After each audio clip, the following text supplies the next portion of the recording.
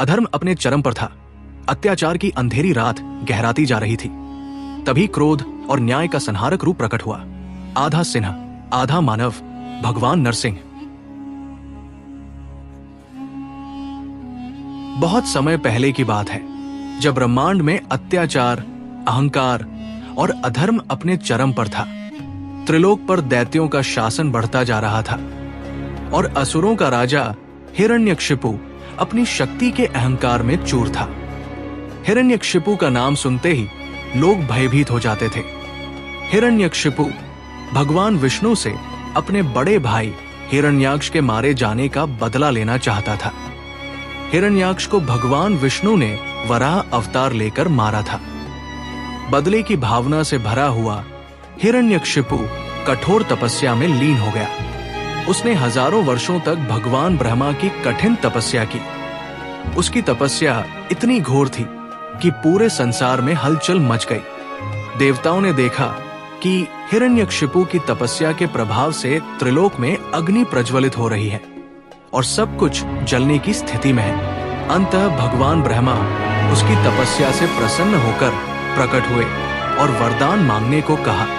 हिरण्यकशिपु अत्यंत चतुर और धूर्त था। उसने सोचा कि ऐसा वरदान मांगा जाए जिससे वो अमर हो जाए। उसने भगवान ब्रह्मा से वरदान मांगा, हे ब्रह्मदेव, मुझे ऐसा वरदान दीजिए कि न तो कोई मनुष्य मुझे मार सके, न ही कोई पशु, न मैं दिन में मरूं, न रात में, न कोई अस्त्र मेरा वध कर सके, न कोई शस्त्र, न मैं धरती पर मरूं, न आकाश में, न भवन के भीतर मेरी मृत्यु हो, न भवन के बाहर। भगवान ब्रह्मा ने तथास्तु कहकर वरदान दे दिया। इस वरदान को पाकर हिरण्यकशिपु के भीतर अहंकार का संचार हो गया। उसने स्वयं को अमर समझ लिया। वरदान प्राप्त करते ही हिरण्यकशिपु ने तीनों लोकों पर अपना आधिपत्य जमा लिया। देवताओं को स्वर्ग से निकाल दिया गया और ऋषि मुनियों को तपस्या करने से रोका गया। चारों ओर उसके अत्याचार का बोलबाला हो गया।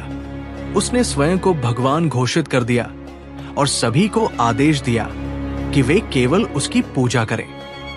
हिरण्यकशिपु का एक पुत्र हुआ जिसका नाम प्रहलाद रखा गया।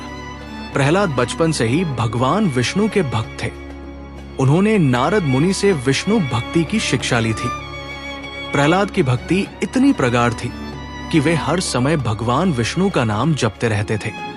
जब हिरण्यकशिपु को पता चला कि उसका पुत्र विष्णु का भक्त है तो उसे बहुत क्रोध आया। उसने प्रहलाद को समझाने का हर संभव प्रयास किया, लेकिन प्रहलाद अपनी भक्ति से विचलित नहीं हुए। हिरण्यकशिपु ने अपने पुत्र प्रहलाद को विष्णु भक्ति से दूर करने के लिए अनेक अत्याचार किए। उसने अपने सैनिकों को आदेश दिया कि वे प्रहलाद को मार डालें। पहला प्रयास, प्रहलाद को ऊंचे पहाड़ से नीचे गिरा दिया गया, लेकिन भगवान विष्णु ने उन्हें बचा लिया। दूसरा प्रयास, प्रहलाद को उबलते तेल में डाल दिया गया, लेकिन वे सुरक्षित रहे। तीसरा प्रयास, प्रहलाद को विषधर नागों के बीच फेंका गया, लेकिन नागों ने उन्हें कोई हानि नहीं पहुंचाई। होलिका का षड्यंत्र। हिरण्यकशिपु की बहन होलिका को वरदान प्राप्त था कि वो आग में नहीं जल सकती। उसने प्रहलाद को गोद में लेकर आग में बैठने का प्रयास किया, लेकिन भगवान विष्णु की कृपा से होलिका जलकर भस्म हो गई और प्रहलाद सुरक्षित रहे। हर बार जब हिरण्यकशिपु अपने पुत्र को मारने में असफल रहता, उसका क्रोध और बढ़ता जाता। हिरण्यकशिपु क्रोध में आंखें लाल, प्रहलाद, मैंने कितनी बार कहा है कि मैं ही तुम्हारा भगवान हूं, फिर भी तुम बार बार विष्णु का नाम जपते हो, क्यों नहीं समझते तुम? प्रहलाद शांत स्वर, चेहरे पर भक्ति की चमक। पिताजी, आप चाहे जो कहें, लेकिन मेरे ईश्वर केवल भगवान विष्णु हैं। वे सर्वत्र हैं, हर कण में, हर जीव में। हिरण्यकशिपु ठाका मारकर, हाँ, सर्वत्र है। क्या वे इस खंभे में भी हैं? प्रहलाद आत्मविश्वास से, हाँ पिताजी, भगवान विष्णु इस खंभे में भी है। हिरण्यकशिपु क्रोध से गदा उठाते हुए, तो मैं अभी इस खंभे को तोड़कर देखता हूं। यदि तुम्हारे विष्णु में शक्ति है तो उन्हें सामने आना होगा। हिरण्यकशिपु जोर से गदा खंभे पर मारता है। खंभा टूटता है और भीतर से एक भयंकर गर्जना सुनाई देती है। सभा में सन्नाटा छा जाता है। दृश्य, खंभे के टुकड़े बिखरते हैं। एक अद्भुत और भयंकर स्वरूप प्रकट होता है। आधा मानव, आधा सिंह, विशाल नख, लाल आंखें, मुख से आग की लपटें निकल रही हैं। ये भगवान नरसिंह हैं। नरसिंह गर्जना करते हुए, हिरण्यकशिपु तेरा अंत आ गया है। हिरण्यकशिपु चौंक कर पीछे हटते हुए, ये कौन है? न मनुष्य न पशु, ये असंभव है। प्रहलाद हाथ जोड़कर, भगवान नरसिंह, आपने मेरी पुकार सुन ली। हिरण्यकशिपु हिम्मत जुटाकर नरसिंह की ओर बढ़ता है। हिरण्यकशिपु गर्व से, मुझे कोई नहीं मार सकता, न दिन में न रात में, न अस्त्र से न शस्त्र से, न धरती पर न आकाश में। नरसिंह क्रोधित गर्जना, तेरा अहंकार तुझे अंधा कर चुका है। हिरण्यकशिपु देख, तेरे अंत का समय आ गया है। नरसिंह हिरण्यकशिपु को पकड़ते हैं और महल की चौखट पर ले जाकर अपने घुटनों पर लिटा देते हैं। हिरण्यकशिपु छटपटाते हुए, ये क्या कर रहे हो? नरसिंह नखों को दिखाते हुए, न मैं तुझे अस्त्र से मार रहा हूं न शस्त्र से।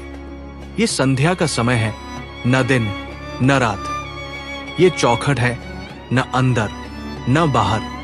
अब तेरा अंत निश्चित है। भगवान नरसिंह अपने नखों से हिरण्यकशिपु का वध कर देते हैं। हिरण्यकशिपु के प्राण निकल जाते हैं। पूरी सभा भयभीत होकर भगवान नरसिंह के चरणों में गिर जाती है। दृश्य, प्रहलाद भगवान नरसिंह के चरणों में नतमस्तक होता है। प्रहलाद आंखों में आंसू, हे प्रभु, आपने अधर्म का नाश किया, मेरी रक्षा की। नरसिंह स्नेह से, वत्स प्रहलाद, तेरी भक्ति ने मुझे यहां आने पर विवश कर दिया। तू सदा धन्य रहेगा। नरसिंह का रूप शांत होता है। भगवान विष्णु का स्वरूप प्रकट होता है। भगवान विष्णु, सत्य, धर्म और भक्ति की सदा विजय होती है। हिरण्यकशिपु के अहंकार का अंत यही सत्य है। सभा में सभी लोग हरि की जय के नारे लगाते हैं। प्रहलाद को राजा घोषित किया जाता है और धरती पर पुनः धर्म की स्थापना होती है। इस प्रकार भगवान विष्णु ने नरसिंह अवतार लेकर अधर्म का नाश किया और भक्त प्रहलाद की रक्षा की। नरसिंह अवतार ये संदेश देता है कि जब अधर्म, अन्याय और अहंकार अपनी सीमा लांघ जाते हैं, तब भगवान स्वयं धर्म की रक्षा के लिए प्रकट होते हैं। हिरण्यकशिपु के अहंकार का अंत ये सिखाता है कि कोई कितना भी बलशाली क्यों न हो, ईश्वर के आगे उसका अहंकार टिक नहीं सकता। प्रहलाद की भक्ति और निष्ठा हमें ये प्रेरणा देती है कि सच्चे विश्वास और भक्ति में अपार शक्ति होती है।